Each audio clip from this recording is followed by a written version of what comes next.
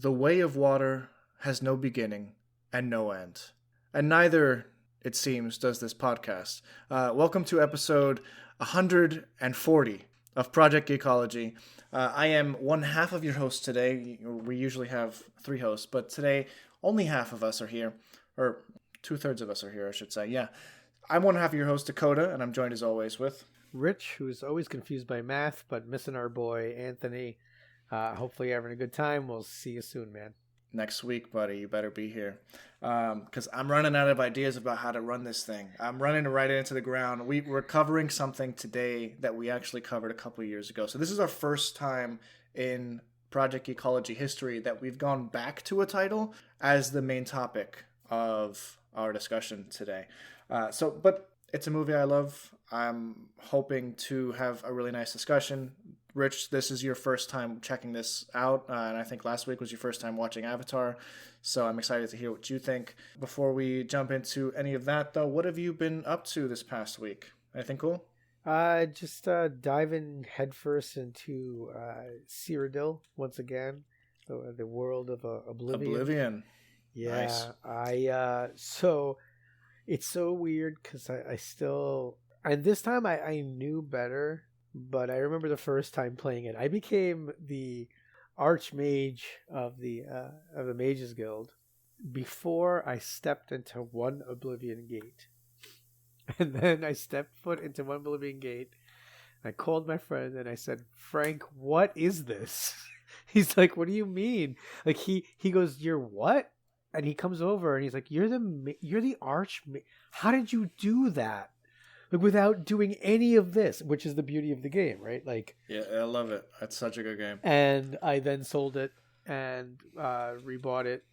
Like basically the Oblivion gates. So and I realized what my problem with the game was, is that you have a quest for everything. You have quest markers, right? The Oblivion gates. The premise is that you have to find this stone, right? But the inside of the gates are a different realm, and they're pretty massive. Like they're very, like, it's not a small scope. At least they do a good job visually to make it feel large. It's dark. It's downright frightening. The monsters you face, or the demons, are frightening, and there's no quest. Right? There's no quest marker. One of them had these 3 towers, and I had to get to the top of one of them, and I accidentally stumbled upon a lever that then apparently changed the place of where the bridges were meeting of the towers. So then I had to go to 3 levels down and 1 to go up. It changed the dynamics of the game for you in a way that it was no longer enjoyable. Like you built this understanding with the game, this repertoire that was totally shifted as soon as you entered the Oblivion gates, is what you're saying. Yeah. So then I bought the Game of the Year edition. Like I basically kept going back and forth on this thing. So this is probably like my 4th or something purchase of Oblivion. But how are you in terms of, like, do you prefer Oblivion or Skyrim? For me, I am more. I think I've probably played Skyrim more at this point, but in terms of nostalgia, I think Oblivion just hits different for me, and I would go with that. And I think the soundtrack is perhaps a little bit more invigorating. I don't know what to say. Yeah. Well, I do. I love Skyrim. I don't think I was really ready for Oblivion, but when Skyrim came out, I was ready for Skyrim.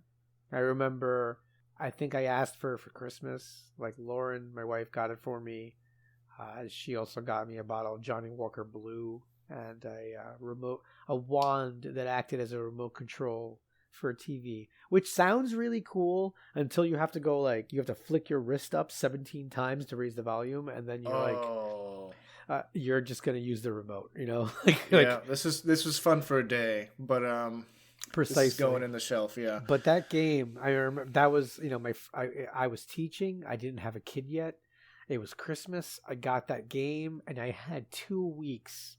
And I think there was a blizzard that year, so I was like trapped inside. Like I couldn't go outside. My friend, I enjoyed Skyrim so much that I don't think Red Dead Redemption 2, as I've spoken about many times on this podcast, is one of my favorite games because of the emotional highs and lows I think it takes me through. I just love Skyrim. It's just I get giddy about going around. I love the memes. I don't know if you've seen these videos of there's this young lady I've seen who goes around just speaking Skyrim dialogue like in public. I have, and I feel like that's something that's I feel like that's something that people have been doing for a while. Well, I'm behind on stuff. Slightly boomer here, but Well, what was it? There was like I forget. Like there's like quotes like "someone shot my leg" or like my kneecap. The arrow through the kneecap was yes. like a big thing for a while. Or like the mud crabs or something like that. Yeah. So okay. So I mean, I love it, but I am. What's really crazy about Oblivion is, dude, there's some missions or some quests that I remember every beat of that quest. Wow. And then there are That's others that I'm like, what? I did this? And it's like so annoying, and I don't even remember how I possibly got through it. So, it's been kind of fun. To be honest with you, even my wife sat down and like she admired the graphics, and she has no idea what it being a 2006 game remastered. She just said it looked really nice. And Patrick Stewart, hey. The only issue, and I'll leave you with this, is that I really rushed through the creation suite. I just didn't want to spend the time on it for some reason. So this character only vaguely, I wouldn't even. You'd have to be really far away and like drunk at night to say that's rich. Okay, like it's not my best. It doesn't have they don't have mutton chops. So I kind of, once I see that it doesn't have mutton chops in a game, I get really disheartened, and I kind of lose all hope. Every time my wife walks in and she sees the character, she goes, "It looks nothing like you." Like, and I know that until I beat this, she's gonna keep saying that. And then the worst part is that she has been seeing when I save how many hours it says I've logged. And like I only got it like a week ago because I bought her Animal Crossing. So I did like a double. I got her Animal Crossing for the Switch, and I got myself this. And I've logged like 61 hours. She's like, "You've logged over 2 days straight of gaming?" I'm like, "That's misleading. I pressed pause and walk away." Yeah, if you press pause and use the bathroom, or I just didn't turn the thing off last night. See? Yeah, no, I hear you. So That's fun. What have you been up to? Not a whole lot. As of yesterday, actually this is actually pretty cool, and I've been very excited about it. And I've only been very excited about it for a very short period of time, but like as soon as I learned that it was coming, I've been very on board just because of the idea of it. So Audible started releasing like a new version of the Harry Potter audiobooks, which is a full cast audiobook. And you're shaking your head, but I'm just gonna big thumbs down, Dak. Big thumbs down. Okay. Well, I'm enjoying it. Wait, why are you? Because I think that listeners to the show, I'm not sure if you guys know this, but the original audiobooks are produced by a lovely gentleman named Jim Dale. On behalf of original American audiobooks. Yes. And Jim Dale. In the UK, they have Stephen Fry. Oh, do they? Really? Mm-hmm. The Stephen Fry? The Stephen Fry, yeah. He's really good, too. So, I prefer Jim Dale over it because it's nostalgic for me. But yeah, go ahead. Jim Dale's voice, man, like the voices he does all voices for all the characters. Like he's got some sort of little, Petunia, and like some of them are not even great. Like the women sometimes are just god awful. But I love if there's, and you know what it is? It's probably just a nostalgia. It's just like me saying like I'm never gonna like Citi Field, because I love Shea Stadium so much. So I'll probably listen to it and go, oh, this is a great experience. But so I'm being mean to you here, but before even listening to it, I'm just like, I love my Jim Dale, like his. No, and that's the thing. It'll always be there. And I've listened to the Jim Dale audiobooks multiple times over throughout the years. It's whenever I go on a road trip, those are the go-to. Like I got a 10-hour trip. I can throw on one of these books and be finished or mostly finished with all of them, or like at least one of them, you know. But I got really excited about it, not because of who was in the cast, but more because it wasn't an audio drama. I have an issue. I don't dislike audio dramas where they you know, like they add sound effects, they add music, they, you know, they kind of make it feel like a movie in your mind. But a lot of what I love about novels and audiobooks is hearing the narration, and most of Harry Potter is like so necessary for you to get into the minds of the characters that narration is like the most important person in the story, just because that's the voice of, you know, the story basically.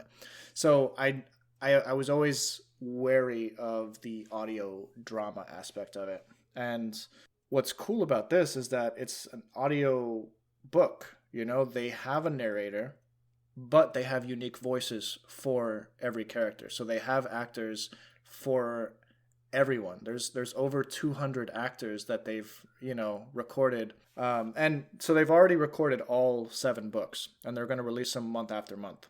So this is probably not the last time that you've heard. You'll hear me talk about this, just because. Go ahead. If a character is speaking, yeah, and then let's say the dialogue, you know, stops and it says "said Dursley."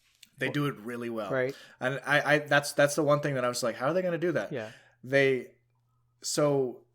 actually layer on top of each other. So sometimes you'll hear the narrator like saying, you know, the Dursleys were getting like making breakfast in the morning, so you hear like the bacon sizzling on the stove in the background. You hear like a newspaper crumpling, and you'll hear the grumblings of like Vernon Dursley, and like Dudley's running in the background saying something, and then all of this is being said all of this is being done while the narrator's saying something, and then like as the line comes up, they just say it out loud, and the narrator just like, Vernon said, you know, and it's just like it's super smooth.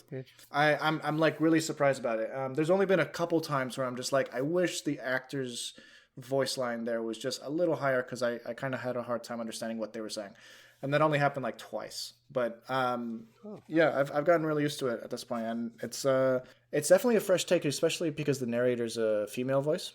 Oh, so it gives a different feel to it.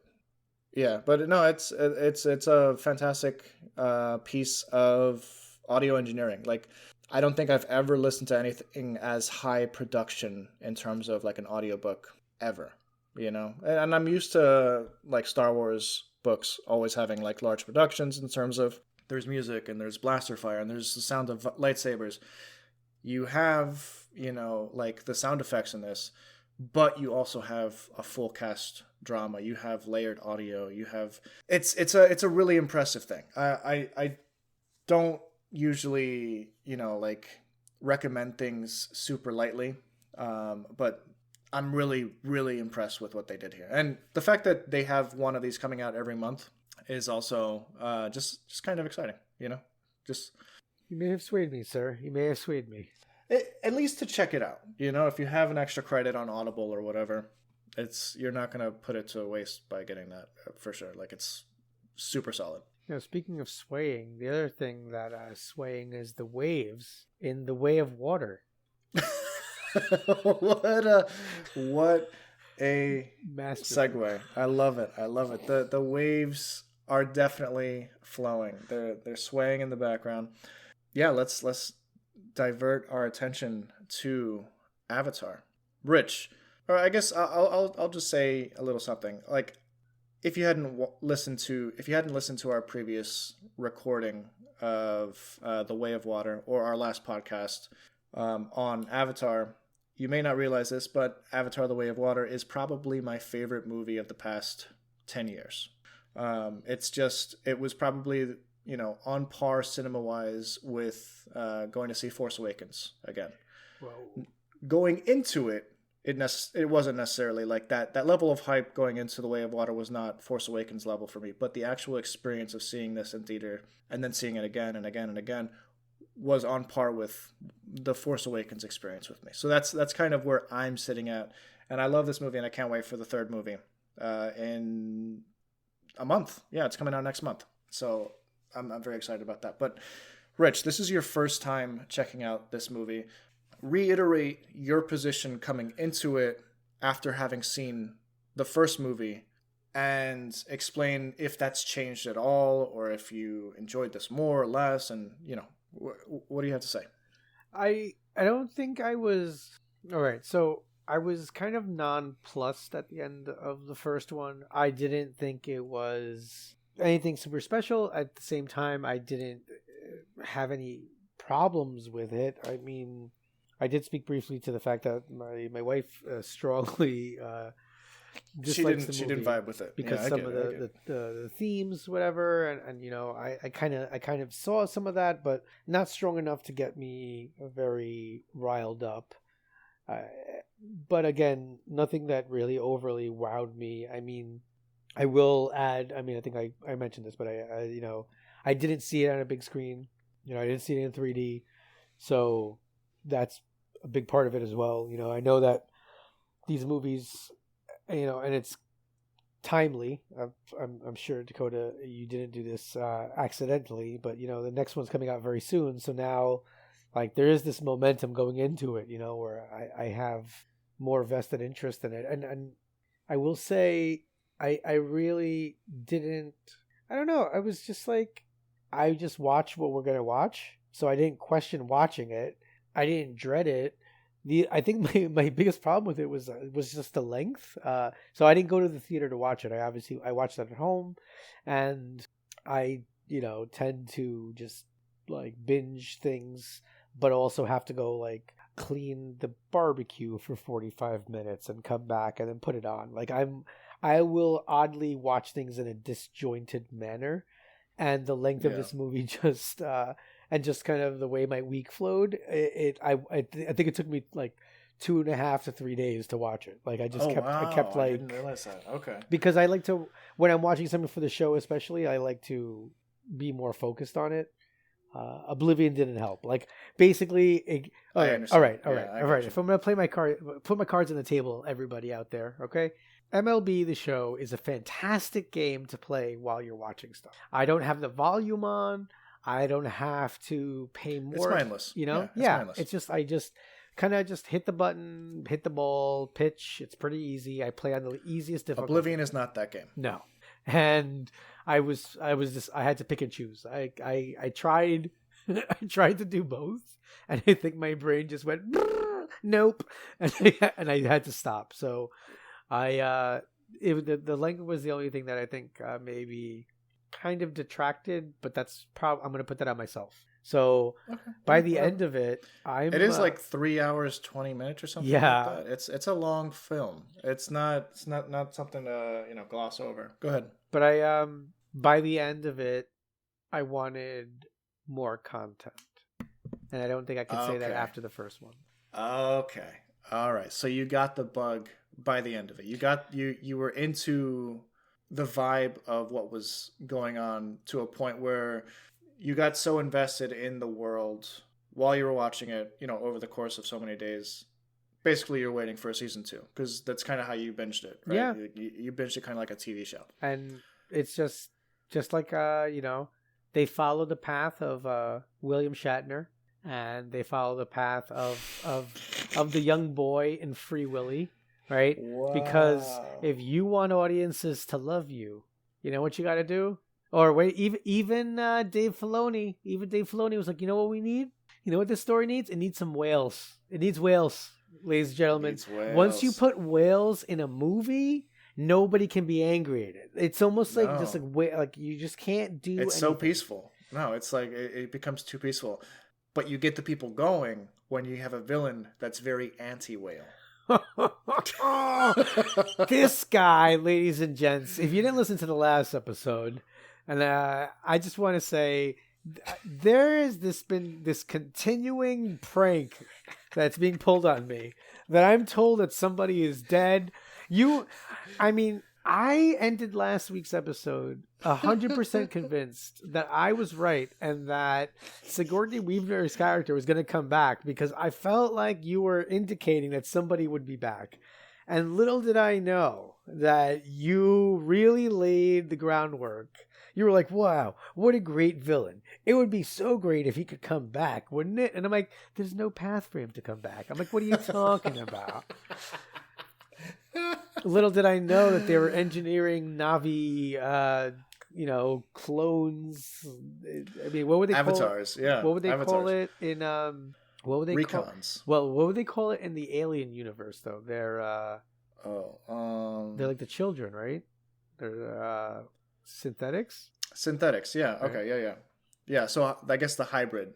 Yeah, it would be a hybrid. Navis. These because they implant their genetic memories and DNA into the recombinant, avatar. By the way, the level, I'm just gonna kind of playfully mention this, right? Because I'll look past it, right? But it's just like you're like the general is like he there and his crew, right? They're so racist against the Navi that they'll become the Navi to get rid of the Navi. And it's like that kind of tickles me a little bit, it's, right? It's like, man, I hate those blue skinned guys. You know what I'm gonna do? I'm gonna be, and I know he didn't want that, right? But I'm gonna become blue skinned, But even the video where he's like, I'm making this because the company made me make it because I might be dead one day, but that's never gonna happen. And it's just so, and even so in the first Avatar movie, when Jake Sully is first, discussing his trip into the Navi sanctuary and home tree and all that with Quaritch. Quaritch is like, this is great that we have someone on the inside, and he goes, I wish we had 10 more like you. What happens? Someone overheard him when he said that, or he put this program into, this is a great idea. We need more soldier Avatar people. Anyway, whatever the logic here was, they brought them back. You texted me and Anthony the moment that you saw Quaritch on screen again, and I was dying laughing. I paused what I was watching. I don't even remember what I was watching. It's not important anymore. That made my week, sir. I was so happy. I was like, because if you guys don't know the lore here, they've tricked me with Ripley a couple times. They just I think you set me up with Bilbo over there, Ash and his counterpart. Oh yeah, I forgot about him. There were a couple of retreads that you guys got me on. Basically, they're not letting me go forward in anything, so I'm just kind of going blind, and I don't see this stuff coming. It makes the show better. Trust me. It's a joy. It's just one of those ongoing things that but you know what? Most likely we won't see this guy in the next one. I doubt it. I highly doubt it. Yeah, no. I don't think that in any way in the blow up series the main villain is gonna just disappear. I heard in the next movie it's all about Carmela Soprano. Somehow Quaritch disappeared. That they're just gonna bring Isaac. What is his name? Isaac, whatever, to come in and say that line. Yeah, I know what you're talking about. So anyway, you've watched the film now. I'm assuming you watched it one time. It twice, but I'll call it 1.5. Okay, so you watched it and then you put it on the background. Yeah. Okay, I understand. Yeah. Did you like it more than Avatar, like the first one, or? Yeah, I mean, so again, I've watched a lot of the content that we watch together, or we discuss. I've watched it on my iPad, normally probably 2 feet from my face, on my little coffee table. This is one of the few things that I've watched on my TV. As James Cameron would have wanted. Yeah, and I mean I think it added to it. I'm not going to lie to you. I think that the visuals it's shocking how they still really hold up. It's. I mean, it's not. It's only a couple years old. This one came out in 2022. So that's silly. Meanwhile, my wife and I were watching I don't know if I told you, I forced her into like a Rings of Power, then Hobbit trilogy. So the Hobbit trilogy is long, so we're finishing it. But sometimes she's just like, "What's with that? That looks so terrible." And I'm like, don't forget that the Lord of the Rings movies, where I think nothing really looks bad there, are 10 years older than those movies, right? It's just like there was that middle period where they were trying to do stuff that looked really bad. But there's even been stuff that's come out recently in the last couple of years since this movie came out.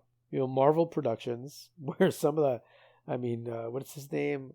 Heimdall's son, the floating head, things like that. So, and that's much more recent. So this is, it's The Way of Water is 2022, so it's only 3 years old at this point. It doesn't even feel. It doesn't feel like an animated movie.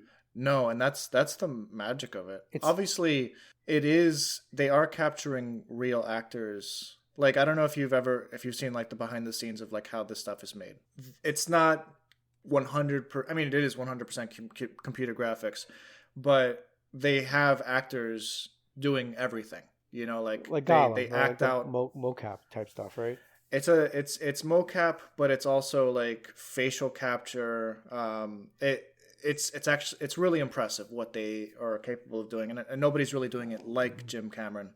But and that's actually something that I'm excited about too. In a couple days, on Disney Plus, they're releasing I don't know if it's both parts, but it's a 2-part documentary series called Fire and Water, the making of the Avatar movies. And it's like it's a long form behind the scenes documentary about like how it's mostly like these movies wouldn't exist if the actors didn't bring it to life. Like it's entirely their expressions that are being translated onto the screen in the computer. So I think that's pretty cool, and I'm excited about that. Yeah, so that's something that I find really fascinating. And yeah, there's really nothing ever that has looked this good in terms of like, this is an animated movie. Like it looks real. It looks more real than real life. Like it's the amount of pores you see on these people's faces is crazy. Like, I don't know. It blows my mind. So let's talk a little bit about Sigourney Weaver. What are your thoughts? I thought she was coming back, man. Like for real. But then it's this. She is in this movie. Yeah, she kind of comes back as like a kind of she came back as a Force ghost almost. She does come back as a Force ghost. I want to say I don't know, man. Like, we might need to play this back, because I think that independent of any kind of research, I think I might have said something like Force ghost. You mean in the last episode? Yeah, I think that was because I said that Riley was coming back. Okay. And I think I said it was like I thought I said that it was some sort of connection with the with Enya. No, it's Ewa. It's sorry. No, you're good. So you may be surprised to note that Sigourney Weaver has a much larger role in this movie than you're giving her credit for. Well, her daughter. Yeah. So I don't understand. Did I misunderstand it? Like, it's like a virgin birth or a virgin pregnancy? That's what they're saying. But what I mean is literally Sigourney Weaver is the voice and actor for the daughter as well. I promise you. I didn't know that. I promise you. Oh no! Wait a minute, for real? Yes. I had. See, this is like when I don't get to do my research. I had no clue. You're asking me this, and loyal listeners, I panicked a little bit. I said, Did I forget something else? Like, is there something? No. I mean, she did that good of a job. But it's funny when you look at. I'll send you a clip after this. It's a little clip, like trailer thing from the making of this movie, and it's the actor who plays Jake Sully next to the actor who plays Kiri, which is Sigourney Weaver, and they're talking about like it's a scene where like she's kind of lamenting like that she feels out of place. She feels the heart of Awa, and like Jake's trying to like comfort her. It's weird because it's literally Sigourney Weaver sitting there. It's in place of her. So, and she's playing a 14-year-old girl. So I think that is really, and once you know that and go back to this, you'll be like, oh, I hear it. That's crazy. I had no clue. No foggy notion that it was her. That's awesome. So she does come back. Though. So look at that. She's more than a Force Ghost. She does. Look at this. She in Force Ghost form and in strange virgin birth daughter form. I just need her to hold a basketball in the next movie, and everything will come together. That is a possibility. There's definitely a possibility that a basketball can be, procured, considering we did see avatars playing basketball in the first movie. Right when Jake Sully first jumps into his avatar system, he runs outside and there's people playing a game of basketball. So anyway, it's possible, but yeah, good time. So let's go back to Quaritch and the other Marines. When he first wakes up and he's just like, Lyle? I laugh at that line every time. I think that is so funny. But again, he's such a good villain. You love to hate him, or you hate to love him. I think it's actually more for me. I hate to love this guy because I do love him. I don't want him to go away. He's just so bad or so good at being bad that I don't know. The fact that he he hates them, but he would agree to become very much flirting with what Jake Sully did himself, right? Which was become one of them, and he eventually does that, but still has this the lack of realization, or there's never that light bulb moment for him, right? He's like, yeah, I'm in this body, but I'm here to do a job, and he's just sticking to that plan. So I want to talk about the children in the movie. We mentioned Kiri briefly, how she's played by Sigourney Weaver, but we have a couple other kids. We have Neteyam, who's the older son, the firstborn to Jake and Neytiri. We have Loak, who kind of becomes the central character that this movie revolves around, and kind of a breakout role for the actor. We have the younger daughter. I think she's maybe 9 or 10 years old in terms of Avatar years, or not Na'vi years, named Tuk. And then there's good old Spider, whom people either love or hate. And I understand on a first viewing, a lot of people are just like, I can't stand that guy because of what he does at the end. But, it's just part of the story. What are your thoughts on Spider? Because hate him. Did you hate him from the beginning? Or no, I didn't hate. I mean, I hated. I grew to hate him because of his. There's nothing. Okay, there's almost if you betray your people, your tribe, your group, and you stick with it, you go full Benedict Arnold. There's almost a little bit of respect. All right, you switch sides and you stuck it to it. Count Dooku. He left the Order and boom, he falls in line with the Sith. There we find. He changes. I hate these, I aligned with them for the right reason. I didn't think they were going to be this bad, kind of. Well, I mean, in terms of that, I don't think he really had a choice. It was either he gets his brain melted by the lab people, or he goes with him to find Jake Sully and his family, he didn't think that they were actually going to find them, but, But so when he was helping Quaritch, did you think that he was helping Quaritch, or did you think he was just along for the ride? I thought he was helping Quaritch. Oh, okay. I don't think you're supposed to think that, but that's interesting. I know that they're supposed to be forced, but I felt like there is a little bit of this kind of slight undertone that he's with his dad. Yeah. And that changed kind of everything and his allegiances overall. So there's something interesting. If you ever give this movie a rewatch, note every interaction that Spider has with Neytiri. She hates him. Yeah. She absolutely hates him. and she mentions like he should be with their kind, not our kind, blah blah blah. She doesn't believe that they should be interacting, and I think part of it is because of his parents.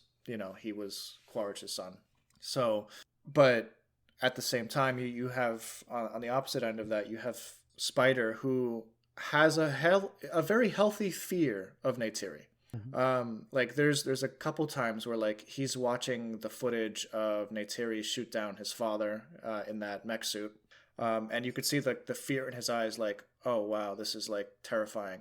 And then later he revisits that fear when they're on the sinking boat, and he sees like the killer instinct that Neytiri is, she's just like screaming at the loss of her son, obviously, but she's in like a blood rage, and he realizes he's on the chopping block if this person gets to me. And then Neytiri actually does get him and is wholly willing to sacrifice Spider. Like there was nothing holding her back. And I think the fact that Quaritch stops her, I think that is the instant that Spider's just like, he saved my life. This is a person, even though he's a crappy dad, he still cared enough to stop whatever was happening. Like he gave up on his mission briefly to save the life of me, basically. And I think that, for me, is the reason he decides at the end to be like, I can't let him die. Because that's the first time a parent figure treated him like a parent, basically.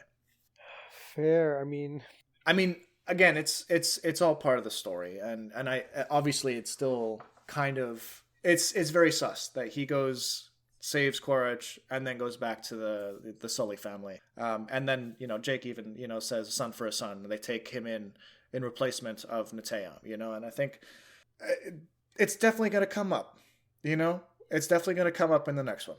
Oh, I mean, I've only been a parent for 11 years, but I'm pretty sure that's not how it goes. Like he's just swap. Yeah, I'll just take that one. Replace my other one. I don't. This small pale skinned one. What I will say, there's some scenes that I have no idea how they did it, because they have a real life human actor playing alongside 9 feet tall blue people. We know that there are blue people behind, or there are actors behind the blue people, but they're not actually 9 feet tall. So there are instances where they're like interacting with this human character in ways that I cannot wrap my mind around. There's a point where Spider helps bring the body of Neytiri, the oldest son, out of the water alongside Loak and Jake Sully. Mm-hmm. Like they're pulling him out of the water, and it's seamless. Like you see him supporting the weight of this 9-foot thing, but we know that 9-foot thing isn't actually 9 feet, and it's just it blows my mind. If you ever like go back to that scene at the end, and just like look at how the physical interactions with Spider are with the rest of the cast of this movie, it blows my mind. I don't know how they managed it, but it's literal cinema magic, and that for me is just like the pinnacle of like CGI. I don't know. Again, I keep saying I don't know how they did it. I almost don't want to know how they did it because it's so unbelievable. You're gonna not want to watch those behind the scenes, then, man. It might ruin the magic for you. I know. You gotta watch it for me. I think that I've had a lot of sanctions placed on me, and I think for your own best interest. Wow. How about you not watch the behind the scenes until you see the movie, so that the magic's not ruined? Well, I mean, I think the 2-part series that they're coming out with is based on mostly The Way of Water. Yeah, but you're still gonna see like how it's made. Oh yeah, I'm gonna look behind the curtain. For sure. Then that means you're gonna go see the next one. Maybe you're gonna be like, hey, how trying to figure out you're gonna lose yourself in the logistics instead of losing yourself in the story. I will definitely be seeing it more than once, so I'm sure I will be lost in the story. And the Fire Nation's coming, right? Fire Nation is coming. To the Way of Water and Avatar. Fire Nation and Air Nation. Yes. It's crazy. The literal air nomads and Fire Nation. What is the subtitle of the next one? Fire and Ash. I did the poster looks very intimidating. At this, so I went to the movies this weekend, so it's building. It's building. What's crazy is that these movies like are juggernauts in the theater. Like they hold up. Like an Avatar movie comes and like cinema as a whole just like rises up. It's just like it's the boat that raises all ships. You know, it's crazy. It's like it's a literal wave. I had no idea that this movie came out in 2000. Would you say 22? Yeah, it's like shortly after the COVID restrictions. 3 years ago. I have no recollection of this happening.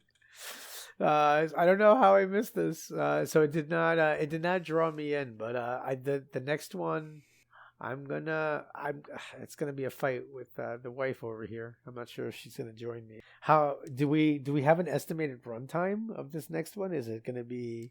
It is, I think, like 10 minutes longer. Oh Is the rumored runtime. And look, we've talked about on the show how many times I'll watch the extended versions of Lord of the Rings, but man, 3 hours and 40 minutes in a theater, it's going to be difficult. Yeah. When asked a couple years back, will there be like an intermission or something for people to use the bathrooms? James Cameron goes, no, but they can use the bathroom whenever they want. They can see the scene they missed whenever they come back to the theater. You know, like insinuating that like if you see this once in theater, you're coming back. And for most people, that is actually true. It's literally the third highest grossing movie of all time. I've only seen 2 movies in theaters 2 times. There's Dirty Work. Hold on. You've only seen two movies like more in than theaters once. More than once. Yeah, and it's Dirty Work with Norm Macdonald. It came out like in 1997. Okay. And the other one is Spawn. You mentioned that one on a podcast a couple months back. Spawn. Yeah. Basically 2 groups of friends the same weekend wanted to go, so I saw it twice in one weekend. So I'm not sure if it'll draw me back a second time. That's something between you and your wallet. I went to see The Way of Water 5 times in theater. Oh, wow. Yeah. I went to see it 5 times in theater, and then I went back a couple weeks ago when it was like revisited in IMAX. In New Rock? I went to New Rock. Did you have to deal with 30 minutes of commercials? Just like Wegovy commercials? I don't remember. I think it was a little behind schedule. This is hyper localized, but I went to the same theater this weekend to go see something completely different. The Keanu Reeves Good Fortune movie. It's supposed to start at 2:30. And I'm telling you, they just rolled like commercials, not previews, like 20 minutes of regular TV commercials. That's wrong. It was only maybe like 5 to 10 minutes late for me, which was a lot, because the movie didn't start till 2:55, and it was a 2:30 showing. Because then you also have the trailers and all that. Yeah, that sucks, man. Was the movie good? No, my wife absolutely disliked it. I was nonplussed. It was with Seth Rogen and Aziz Ansari. I'm taking us way off course into uncharted waters. No, it's okay. It's all right. What did you think of the difference or the family dynamics of Jake Sully's little clan? Well, the Neytiri, really dynamic with Spider, like immediately evoked Game of Thrones, yes. Jon Snow. It was almost illogical in the same way that Cats was a little bit at first. Like it was so strong that you're just like, what? The comics that you sent over that I purchased and read legally. They were sorry, James. Legally gifted. Yes, they were legally gifted. I felt like I saw a little bit more. That's almost so. Before we started the show, I said that it felt like these 3 comics. I think it's The Hard Way. Am I the High Ground? The High Ground. Why did I say? Okay, it's another comic series. Anyway, the High Ground. I thought it felt like what we should have seen instead of The Way of Water. Like, The Way of Funny Water enough. should have come after, because it was so fleshed. Look, I've read. This was the original script. Wait, really? The High Ground is the original script for the second movie, and he decided he wanted a different story. So it's still canonical. It's still canonical. It still happens between, you know, like when the RDA returns and that 1 year jump. Those 3 High Ground comics are still like part of the story, and they're written by James. I mean, they're adapted to comic books by a different writer, but the script was written by James Cameron. And actually, that's the case for pretty much all of the comics. Is like he has this crazy lore Bible that, you know, when he came back to create The Way of Water, he, like, I don't know if it's a physical Bible or what, but he had detailed notes on everything for the past 15 years that like what happened between this movie and this movie. So like he was clearly working on this, like, well, that's all he has been working on, you know, like besides his trips down to visit the Titanic every now and then, like that's all he works on is like making and fleshing out the lore of this world. So yeah. What did you think of the other kids? Oh well, we jumped over to the High Ground comics. I don't think you finished them, right? I got almost to the end of the third one. Okay, well I mean that's most of it. So yeah, it's almost like a weird. I'm kind of happy that that didn't make it into the movie, because it's almost like the Na'vi using too much technology, you know, because they basically it's like Na'vi in space. Yeah, that was. It's silly, but it works logically with the story, you know, especially with Jake Sully. But I prefer the much more grounded film that we got. So yeah, so you thought that the Neytiri spider dynamic was interesting. What did you think about the rest of the cast? So one, I don't know any. Okay, so Zoe Saldana is Neytiri, right? I don't know who plays the other. Well, now I know that Sigourney Weaver is Kiri. They're not actors that have been in anything really. Most of them are child all the other actors are child actors. So Natayam, Loak, Took, the kid who plays Spider, like they're all essentially. I hate calling someone like a no-name actor, but like they're no-name actors. You know, like they don't have the wherewithal within Hollywood yet to like be known. Was it Loak who bonds with Payakan? Yes. Right. Now, I can't recall. Why was the chief so angry that he was allowed to bond with the outsider whale? It's kind of implied that the chief doesn't know the full story or doesn't understand the full story of what Payakan did, because it wasn't his clan that he inadvertently helped or inadvertently kind of got killed. So like the flashback to maybe I think it's about a year previous, Payakan attacked the ship people who were, you know, they were hunting tulkun. He attacked the tulkun people with other tulkun and some of the Na'vi from a different clan. By doing so, he got a bunch of tulkun and Na'vi killed. That in turn led to his banishment, and basically it means that he's just he doesn't live by the tulkun way. Okay. So it's almost like a disfellowshipping thing that they had. You know, like he's an outsider. He's like outcast. He okay, so he's like excommunicated. Should be ostracized. Okay, got it. I really thought. I mean, the bonding with them. Although we had seen it with I'm so bad with these names. You know what I'm gonna say, James Cameron? Can't someone name? Give me another Sean. Name everything like unobtainium, James Cameron. We need more obtainable names. I just sometimes I struggle a little bit. But you know when they bonded with the I'm going to call them the pterodactyls. Ikran. you had the same kind of Ikran. You had the same kind of connection there, and I thought that was cool. I do. I'd love to see a movie where whales are dumb. They're just like, no, these are just big dumb creatures. These are the dumb ones. These are the dumb ones. Because they're always like, I don't know the actor's name.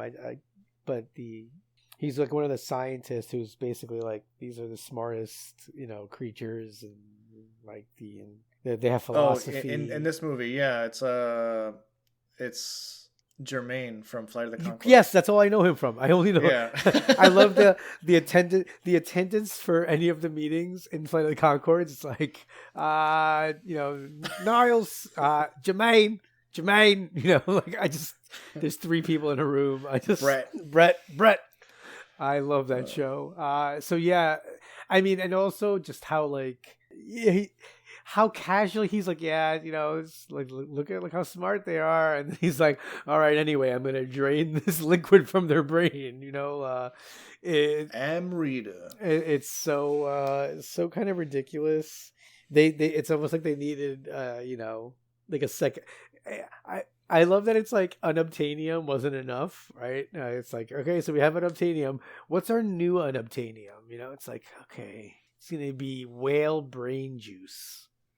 So I wonder what I feel like the third one it's going to be something even crazier than unobtainium and brain juice. So, I mean, the third movie, it's still within this time period. So, like, most likely there's not going to be a huge, like, the story's just going to continue from where this one left off, basically. Okay.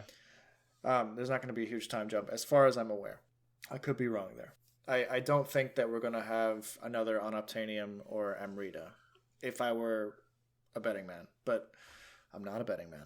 Let's talk about Jake uprooting his family from the Omatakaya people in the forest to live as sea people with the Metcayena. I couldn't remember the name.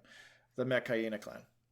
What are your thoughts on the idea of Pandora just being kind of like Earth, where there's different biomes, and like there's different people that have adapted in the ways that best suit their needs in this area? Like we definitely get to see huge adaptations, like adaptive differences, between the Na'vi races. What are your thoughts? I thought that was awesome. I mean, it's in terms of anthropology and study of civilizations and societies and how they grow and how they adapt to their surroundings. Like it makes so much sense that that these Na'vi have kind of a different subset of skills.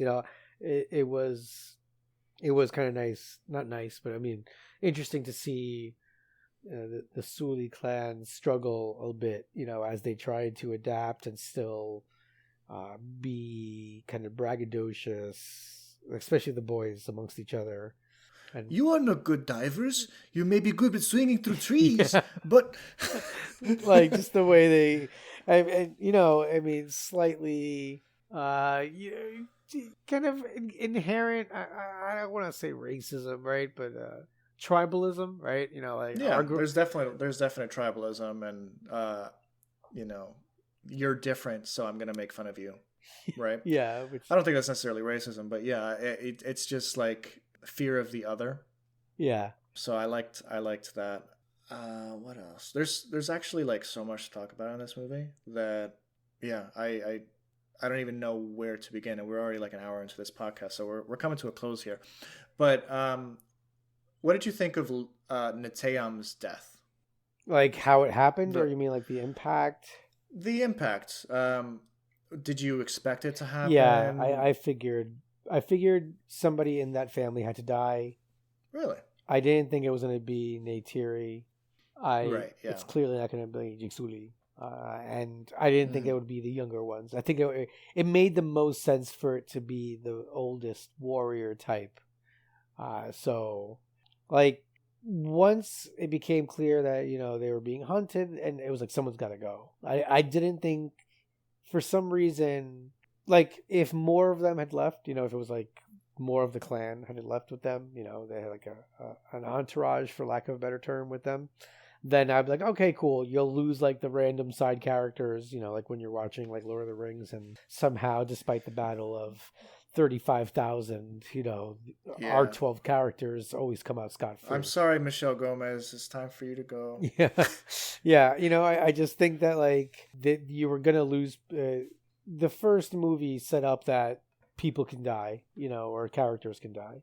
Right. And that once that happened, it's like, whereas the original trilogy in Star Wars almost established that almost nobody would die. This one, this series kind of from the beginning did give us an idea that we might lose. There are definite stakes. Yeah. It's not everyone's going to come out clean. So for me, I feel like there had to be Jake Sully. Now, was it impactful for you? I guess is where I'm coming to. I know you watched this over several days, but for me, this was one of the more impactful cinema deaths that I can remember experiencing, and I don't know why. Maybe it's because I'm like the firstborn child of my family, so I kind of feel how Neytiri feels. Like he's the one who's trying to like corral his siblings all the time. He's the one who has to lead by example. I feel that with Neytiri quite a bit whenever I'm watching it. But I don't know if that's necessarily the reason I attribute like this death as being so impactful. I find that the reactions that everyone gives, like Neytiri. Oh well, Neytiri, her screaming is disturbing on all the best levels. Like, because you feel it's real. Yeah, to her, yes. It's real. Yeah. It was overwhelmingly real. Like it actually it added so much to it. Was that like that kind of end to it? Like that scream of real grief, of real loss and pain. I thought that was extremely well done. I wouldn't say it ranks up there, but I think part of it's because like I've seen it. I felt it coming. Whereas like when Han gets killed, I had no idea. Or like I know that this is gonna be silly because everyone's gonna think I'm like ridiculous, but I watched like Rocky IV like 18 years after the release date, and I'll never forget. I was watching it at like 11 in the morning, eating like slices of ham off of a giant ham. I just had slicing off ham, eating there. And when Apollo Creed died, I was bawling. I don't know why I didn't see. No, had you seen the movie prior to that? No, never. Oh, so that was the first. So time I had no idea, and I put it on. So man, I'm watching this movie dies, he dies. 18 years later after release at 11 o'clock in the morning, eating ham with commercial breaks, and I'm like, oh my god, Apollo died.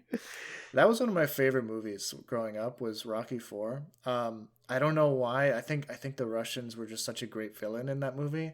Well, you had the juxtaposition of the Russians with technology and the Americans with the down home, just strength and stick-to-itiveness.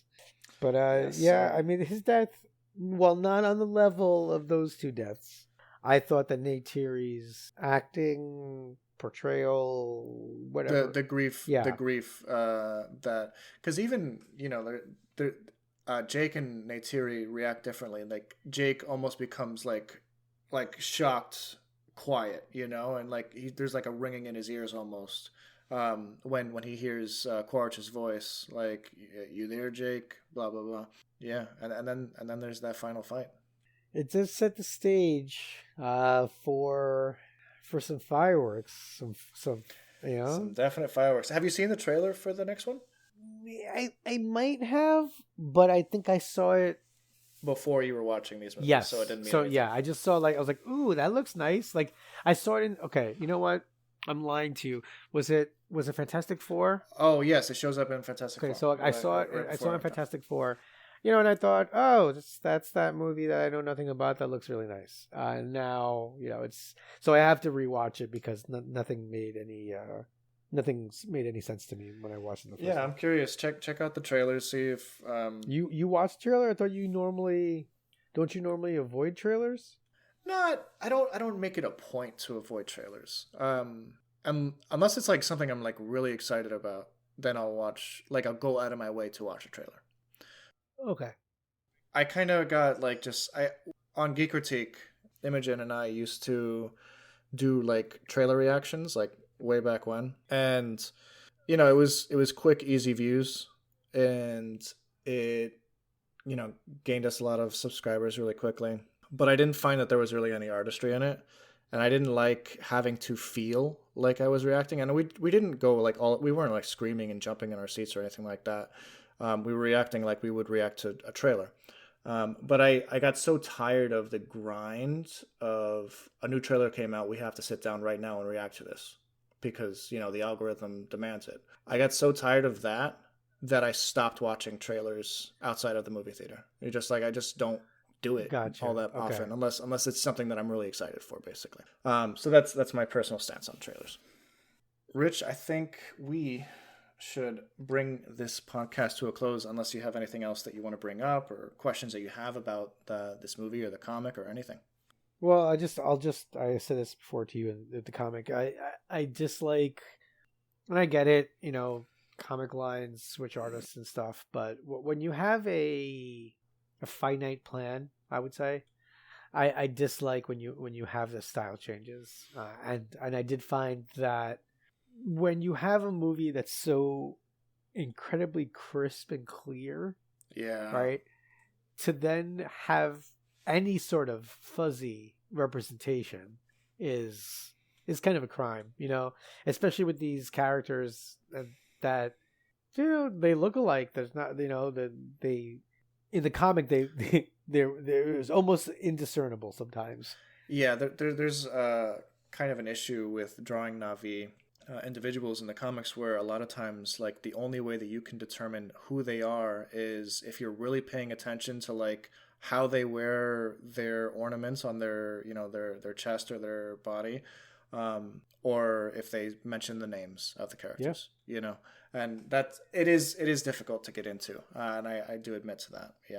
But I didn't do it. It's not my fault, Rich. I didn't. This isn't my creative choice. But I it sounds weird. I almost wish this was it can't be the first movie because you need the background, obviously, right? But this movie, other than the whale trope, which I'm going to call it out. I think it's a whale. There's a whale trope here. But I'm other than that, I think it did avoid a lot of tropiness in some ways. I see what you're saying. Okay. It became something different, right? Whereas I felt like the first one was just a different take on a similar story. I think that this story did enough to prevent it from being easily like this is just almost like an homage to or a different take on this. Totally. Yeah. And there's plenty of homages in this, like even the fact that there's a sinking ship at the end of this one. I wonder if this director's directed anything else with sinking ships. Oh my goodness, if he made like a Na'vi Titanic. I mean, that's what happened. The ship even flipped over. Like it was like that's that. But you know what? He put all of his loves in one movie. He loves underwater stuff, and he loves these blue people, obviously. So like more power to him. It was a cool story. Rich, what are your final thoughts on The Way of Water? I definitely recommend it. I think that the best viewing is obviously straight through. So make sure you give yourself, you gotta set aside some time. But I think that if you give it the time and watch it in a nice environment with the lights out and the TV bright, it's beautiful, and the story is well done. The villain is cartoonishly evil in a delicious way. I really think there are a lot of things that this is one where I would say it's definitely worth a rewatch after the first time. I think it deserves a rewatch. Like there's so much there that I don't know if you can really take it in one sitting. I know that the next film is dropping in like a month and change, and I'm not saying that you got to go out and watch it. You don't have to bring the cavalry to the theater and do that. But if you do, would you rewatch these two movies or just the last movie or anything like that in preparation for going to see this? Well, I think you got to watch both. I don't. I think you like Avatar and then The Way of Water and then the new one. Okay. I think you can't. You need the first one to give you some background, before. Well, no, I'm not saying like if you're coming into this blind, obviously, yeah, you want to watch the first two, but like literally you, are you going to rewatch these if you go to the theater? Yeah, I'm obsessive. I mean, but that's that's you. Yeah, that's almost an unfair question, and it doesn't even tell you if something is good or not, right? It just means that I will slavishly watch all parts of it in the lead up to the next part. So, yeah, I'm gonna, if they came out with Game of Thrones season 11, whatever, like would I watch every part of it? I rewatch the series every year, so I'm not gonna, and I don't skip the bad parts. So I would still watch the first one again. I will do that as I'm leading up to it, because I just and then after watch the third one, I'm gonna want to watch the first one again and see if there's anything from the third one that like some Easter eggs or something that I missed, or some callbacks. There's definite callbacks. There's definite Easter eggs, even between these two films. A lot of the lines that Jake and Quaritch say are actually lines that they individually said, or like the other said in the first one. I don't remember any off the top of my head, but I remember when I'm watching it, I'm just like, oh, I think one of them is astounding. Or fantastic, I forget exactly. But anyway, like they definitely parallel each other in terms of like some of the lines that they say. It's just like a little Easter egg for people who are paying attention too much, like me. But there's a lot of juice on this bone, guys. And I just I have to throw it out there. We request kindly that you give this podcast a nice 5-star juicy review. It got to be juicy. And I look forward to checking out the next film in this series. Obviously, I'm very excited about that. And Rich, thank you for taking the time out of your week, out of your Oblivion replay to watch these movies with me, because I had a good time revisiting them. Guys, if you want to check out any more of our socials, please be sure to click down into our show notes down below. Follow us wherever you want to follow us. And we'll see you next time, guys. Stay juicy. The Wolverine.